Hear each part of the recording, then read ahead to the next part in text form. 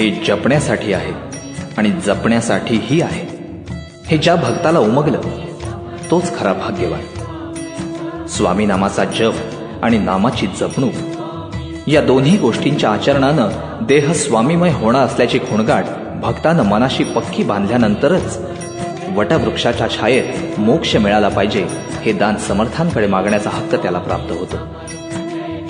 विकारांमुळे मनात उठणाऱ्या वादळाला शांत करण्याचं सामर्थ्य केवळ भगवंताच्या कृपा प्रसादातच आहे. यावर विश्वास असणारा भक्त पाणावलेल्या नेत्रांनी म्हणू लागतो, स्वामी स्वामी जपता मनी मी, देह स्वामीमय व्हावा, वटवृक्षाच्या छायेतच मज ऐसा मोक्ष मिळावा.